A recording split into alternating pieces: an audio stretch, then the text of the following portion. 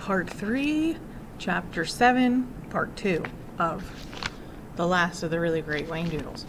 Hours later, the big double doors to the great hall opened. The Whangdoodle peeped into the room. "Hi there," he said with a shy grin. "I just couldn't keep away any longer. How's it all going?" The professor was wildly busy. Clouds of steam billowed from a pan at one end of the room. Several flasks containing colored liquids were bubbling noisily. The professor's spectacles were on the very tip of his nose. He was scribbling furiously on the blackboard. The Whangdoodle crept forward and peered over his shoulder. He made noises of appreciation. "My word, you humans have come a long way since I was around. I confess, I haven't the slightest idea what you're doing." The professor grabbed a towel and rubbed the board frantically. "I sometimes wonder myself, Your Majesty. Now, if you'll excuse me." "Oh, this is all so exciting," the Whangdoodle lisped happily. "I can't tell you how I appreciate this effort. So much seems to be happening. Have you seen my slippers?" He lifted a foot to show the professor. "I lost the pink ones just a while ago, and look what's growing already. Aren't they sensational? Silver and gold, with bells on. I've never grown bells before. I can only surmise that it's due to the anticipation." The professor put both hands to his head. "Your Majesty, I really have to concentrate." Yes, of course you do. Oh, goodness, I hope you will succeed. I can't eat, you know. I just can't. I must confess that even in the old days when there were more of us, I seldom had the company of a lady Whangdoodle. The humans kept us so busy, you see. At one time they loved us very much, and we loved them. I'll tell you a secret. I miss them a great deal. It's been very lonely these past 500 years.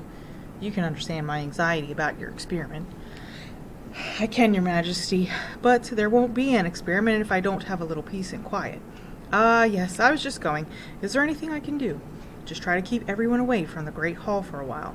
I will. "Sire, please don't get too excited. This might not work. I'm on to something, but it could fail," the professor cautioned. Come, a little perseverance." The Whangdoodle slapped the professor on the back. "Keep up the good work. I just know you can do it. You're a splendid fellow, splendid." He bounced to the door. "You will send for me the moment something happens?" "Yes, Your Majesty." "You're really on to something?" "Yes, Your Majesty." "Oh, I can't stand it. I may suffocate with excitement. I'll leave you now. Goodbye." "Goodbye." The professor turned away. The Whangdoodle popped his head around the door again. "Oh, one more thing." The professor sighed with exasperation. "That silly hat looks simply stunning on you." The Whangdoodle grinned and disappeared. The entire palace became a place of hushed expectation. The inhabitants crept around, speaking in whispers, not daring to make a sound in case it disturbed the professor. The children spent a lot of time exploring. The Proc showed them the Whangdoodle's private apartments and the fabulous royal kitchens. There was a special pantry for Wodge making. "Is Wodge the only thing that Whangdoodle eats?" Lindy asked. "Good heavens, no," replied the Proc. "He adores olives. He'll eat them by the ton. Once in a while he'll take a piece of broccoli as well." "Broccoli? How gross." Lindy grimaced. The children discovered that the head chef in the kitchen was none other than the Oink. They watched him making a fresh batch of Wodge. He looked very efficient in his tall chef's hat, but he sang mournfully. "Sweets for a sweet tooth, confections for the royal, put it in a saucepan and leave it there to boil." The Proc patted the Oink on the shoulder. "Keep up the good work. His Majesty is delighted with your cooking." He winked at the children and whispered, "He's awfully vague at times, but there's a better Wodge maker in the country." The Oink said solemnly, "Watch out for yesterday. It'll catch up with you every time." The children learned how the palace was organized. The household chores were carried out by hundreds of penguin-like creatures called Jiffies. They were always frantically running about the palace and seemed terribly busy. The Proc explained that it was not a Jiffy's nature to walk, which was why they made such efficient help. You see, they get things done in half the time, and that leaves them plenty of time to play, which is something they love to do. The other important members of the palace staff were the little Fury Flukes. They were couriers for the Whangdoodle, ran errands, and generally made themselves useful. Tom asked if he could visit the Wiffle Bird. He found her curled up on a pillow in a small, cheerful room. She looked tiny and fragile, and her colors were dull as she lay listless and alone. But the moment she saw Tom, she brightened considerably. "Hello, Whifflebird. We've all been worried about you. How are you feeling?" She fluffed out her feathers and began to make small crooning noises.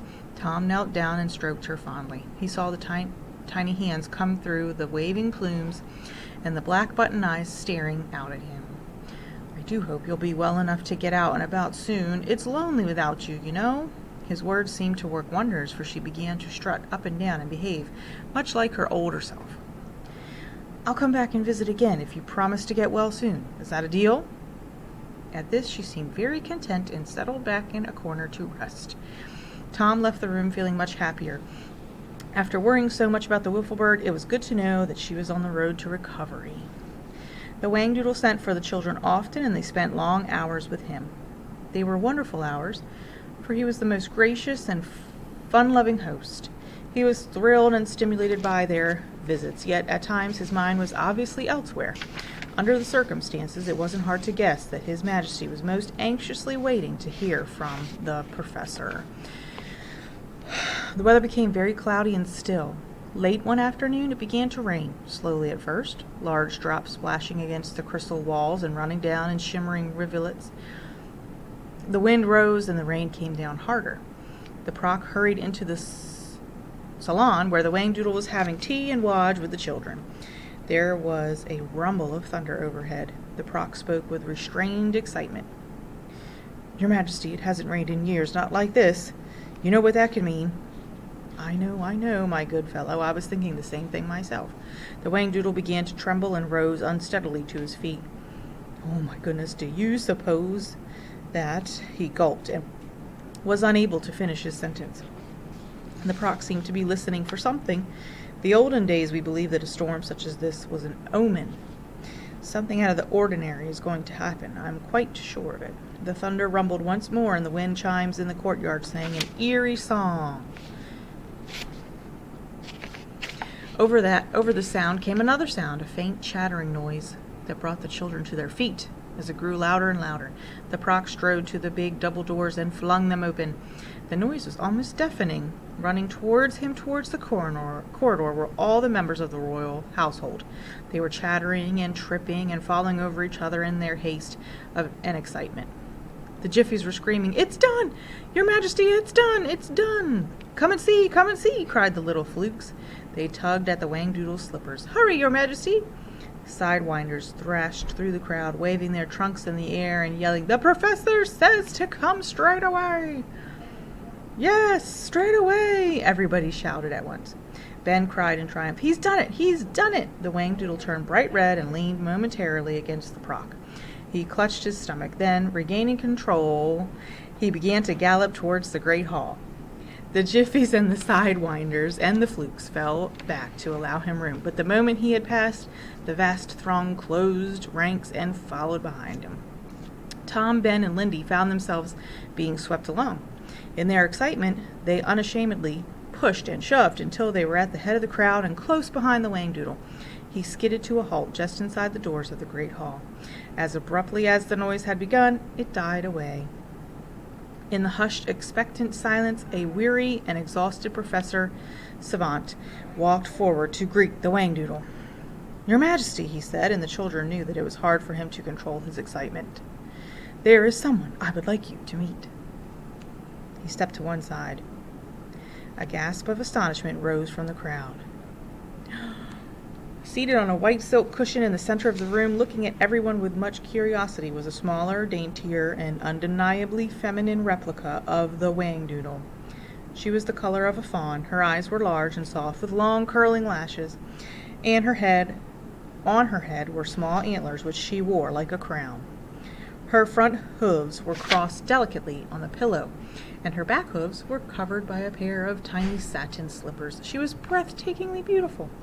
She caught sight of the king and blinked with surprise, and then smiled to reveal one sweet tooth with a daisy on it. In a voice that suggested the softest murmurings of a harp, she whispered, "Umbla-dum-bla-dum." The Whangdoodle stood absolutely still, momentarily stunned. He turned every color of the rainbow. Then his legs buckled beneath him, and he fainted.